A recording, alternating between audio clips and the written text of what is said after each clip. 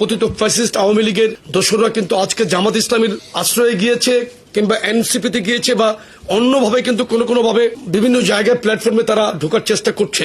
তারুণ্যই কিন্তু আগামীতে বাংলাদেশকে নেতৃত্ব দিবে, জুলাই আগস্টে নেতৃত্ব দিয়েছে। বিএনপি একটি জনসম্পৃক্ত দল, বাংলাদেশের সবচেয়ে বৃহত্তম একটি রাজনৈতিক দল। বিএনপি বাংলাদেশের স্বাধীনতা যুদ্ধ থেকে শুরু করে জুলাই আগস্টের গণঅভ্যুত্থান পর্যন্ত প্রত্যেকটি প্রোগ্রামে বিএনপি সার্বিকভাবে অগ্রগণ্য ভূমিকা রেখেছে, নেতৃত্ব দিয়েছে।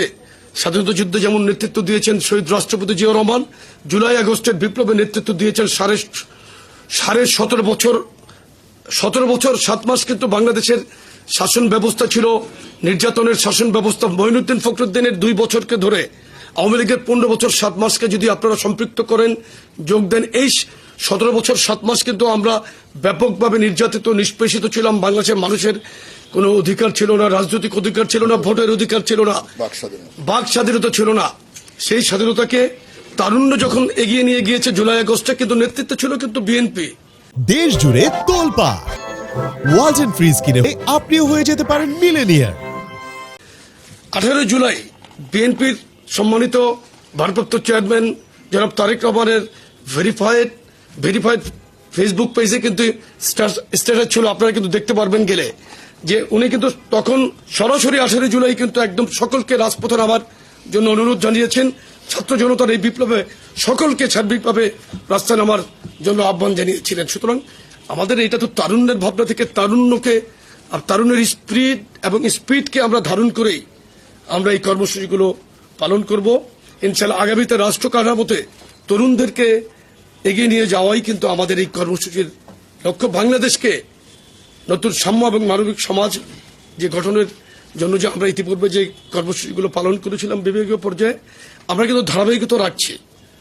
আমাদের চিন্তা ভাবনা চেতনায় কিন্তু বাংলাদেশের মানুষ এবং তরুণ এবং তরুণী সমন্বয়ে কিন্তু তারুণ্য, এই ভাবনাকে নিয়ে আমরা অগ্রসর হচ্ছি। মানুষের ভোটের অধিকারকে ফিরিয়ে আনা, এটা আমাদের একটা নৈতিক দায়িত্বের মধ্যে পড়ে না শুধু। ভোটের অধিকার মানুষের স্বাধীনতার আকাঙ্ক্ষার পরেই সবচেয়ে গুরুত্বপূর্ণ অধিকার। কিন্তু আপনার ভোটটা আপনি ব্যালটের মাধ্যমে দিবেন।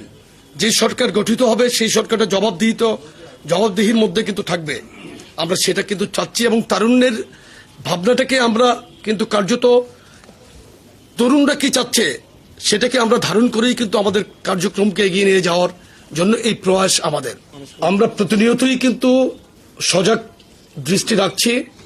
আমরা আমাদের এই 3 অঙ্গ সংগঠনের সভাপতি এবং সাধারণ সম্পাদক প্রতিনিয়তই কোনো জায়গায় কোনো ঘটনা ঘটলেই কিন্তু আমরা টেলিফোনে যোগাযোগ করছি।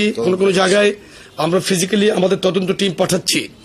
আপনি দেখবেন ইতিমধ্যেই কিন্তু আমরা ব্যাপকভাবে পানিশমেন্টের আওতায় এনেছি আমাদের যে সমস্ত অসাংগঠনিক কর্ম যারা জড়িত ছিল। দেখেন, এই সমাজের মধ্যে ভালো মানুষ আছে না? আপনার 21 টেলিভিশনের মধ্যে ভালো মন্দ আছে না? প্রত্যেকটা জায়গায় তো এটা বিদ্যমান। সুতরাং সংগঠনের মধ্যে যেই গুটি কতক পার্সেন্টেজ কিন্তু খুবই মাইনর একটি পার্সেন্টেজের মধ্যে কিন্তু আমরা আছি। আর আপনি দেখেন, পতিত ফ্যাসিস্ট আওয়ামী লীগের দোসররা কিন্তু আজকে জামাত ইসলামের আশ্রয়ে গিয়েছে কিংবা এনসিপিতে গিয়েছে বা অন্যভাবে কিন্তু কোনো ভাবে বিভিন্ন জায়গায় প্ল্যাটফর্মে তারা ঢোকার চেষ্টা করছে।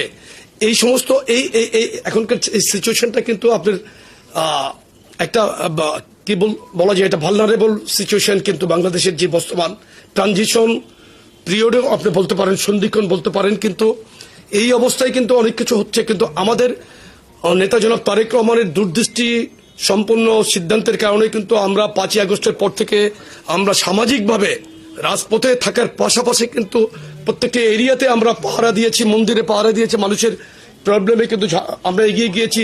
আমরা পুলিশ স্টেশনের মধ্যে আমি নিজেও আমাদের প্রত্যেকেই এখানে যারা সিনিয়র নেতৃবৃন্দ, শীর্ষস্থানীয় নেতারা কিন্তু আমরা গিয়েছি থানা পুলিশ স্টেশনগুলোতে, তাদেরকে আমরা সহযোগিতা করেছি।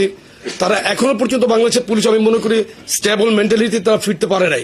সো দ্যাট এখানে কিছু ঘটনা কিন্তু ঘটছে, আমরা কিন্তু অস্বীকার করছি না। আওয়ামী লীগ যেমন ডিনায়াল পদ্ধতিতে ছিল, আমরা কিন্তু ডিনাই করছি না, আমরা স্বীকার করছি, দায়িত্ব নিচ্ছি, বহিষ্কার করছি, কারো বিরুদ্ধে মামলা করছি, অ্যারেস্ট করাচ্ছি।